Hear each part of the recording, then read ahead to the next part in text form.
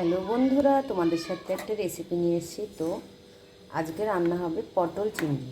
তো দেখো, এর মধ্যে আমি পটলগুলো ভেজে তুলেছি, আলুগুলো ভেজে তুলেছি। তো আমরা 3জন মানুষ খাবো, দেখো কতটা তরকারি।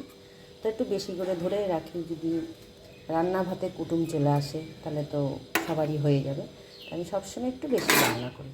তো ভিডিওটা ভালো লাগলে অবশ্যই একটু লাইক কমেন্ট শেয়ার করে দেবে। এবার কড়াইতে তেলটা দিয়েছি, চিংড়ি মাছটা ভাজা করব। এই যে এখানে 300 গ্রাম চিংড়ি মাছ নিয়েছি। চিংড়ি মাছের মাথাগুলো কিন্তু আমি আজকে ফেলবো না, ওটা দিয়েও আরেকটা রেসিপি তৈরি করব। দেখুন, এর মধ্যে চিংড়ি মাছটা দিয়ে দিচ্ছি। চিংড়ি মাছটা ভাজা ভাজা করে নেবো একটু হালকা করে।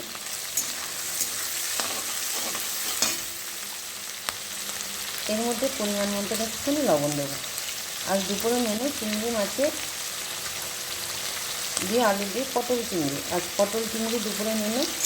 আর একটা মেনু হবে চিংড়ি মাছের মাথাটা দিয়ে, ওইটাও রেসিপিটা তোমাদের সাথে ভিডিওটা শেয়ার করব। তো দেখো, এর মধ্যে একটু পরিমাণ মতন হলুদ দিয়ে দিলাম। চিংড়ি মাছটা হালকা ভাজা ভাজা হয়ে যাবে।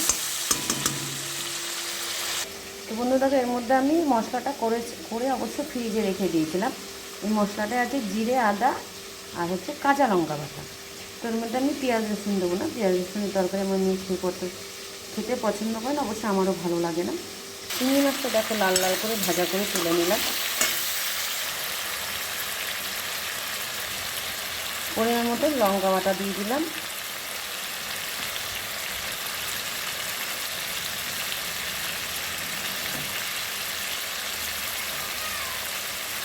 এর মধ্যে জিরে, আদা, লঙ্কা আছে, আদা কিছু দেবো না, রসুন পেঁয়াজ কিছু দেবো না। এটা হচ্ছে কালারটা কত সুন্দর হয়ে গেল। কিন্তু এর ভিতরে এবার হলুদ দিতে হবে। এটা ভালো করে এটা কষানো হয়ে যাবে, তাহলে কাঁচা মশলার গন্ধটা থেকে যখন তেলটা ছেড়ে দেবে, এর মধ্যে আমি ভাজা পটল আলুগুলো ঢেলে দেব।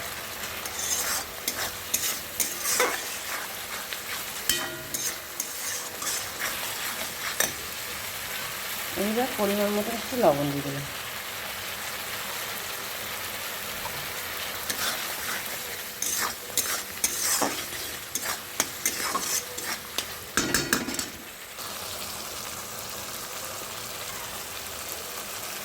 এবার দেখো, হালকা করে দই দিয়ে দিলাম, টক দই।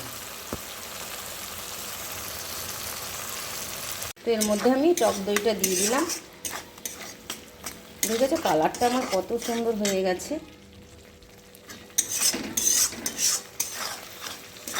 খুব সুন্দর কালার হয়েছে, আর সেন্টটাও সুন্দর হয়েছে। দেখো, এবার এর মধ্যে তেলটা ছেড়ে দিয়েছে, দেখেছো?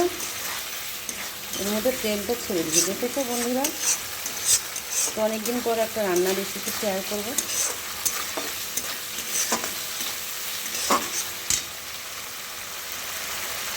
এইবার এর মধ্যে আলু ভাজা আর পটল ভাজাটা আমি ঢেলে দেবো।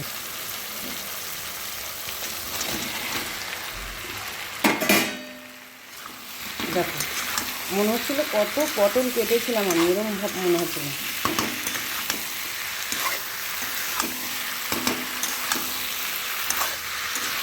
রেসিপিটা ভালো লাগলে অবশ্যই একটু লাইক কমেন্ট শেয়ার করে দেবে।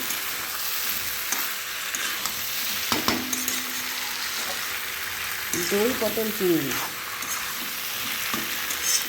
তো রান্নার সময় একটু টক দিয়ে হালকা করে দিয়ে দেবে, দেখবে বন্ধুরা খেতে খুব টেস্টি লাগবে।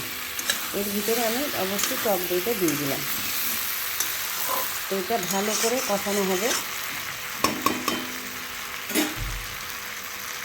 তো আমার তরকারিটা কষানো হয়ে গেছে, এর মধ্যে আমি এবার হালকা করে জল দিয়ে দেবো। দেখেছো কষানো কত সুন্দর তেল ছেড়ে গেছে।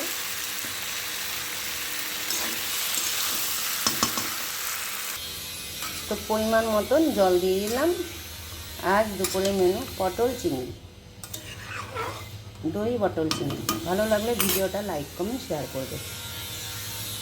পটল চিংড়িটা আমার কমপ্লিট হয়ে গেছে রান্না। দেখো কালারটা খুব ঝোলও না, খুবই কিন্তু মাখা মাখা করলাম। তো আমার মেয়ে যদি এখন থাকতো, গরম গরম খেত, এক বাটি তরকারি খেয়ে দিত। এবার এর মধ্যে আমি সানরাইজের মিক্স মশলা দিয়ে দেবো একটু।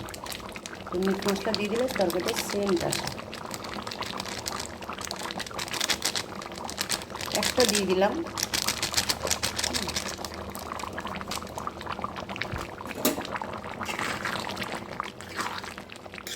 দেখো তরকারিটা আমার কমপ্লিট। তারপরে একটা পাত্রে ঢেলে নেব।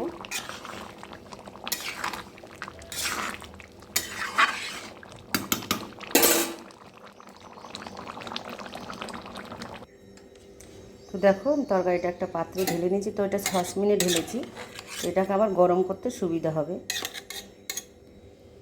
চিংড়ি মাছগুলো অবশ্য ভালোই বড় বড় ছিল। তো আজ দুপুরে মেনু পটল চিংড়ি আর হচ্ছে চিংড়ি মাছের মাথা বাটাটা নিয়ে আসছি তোমাদের সাথে। ওই রেসিপিটাও শেয়ার করব। ভিডিওগুলো ভালো লাগলে একটু লাইক কমেন্ট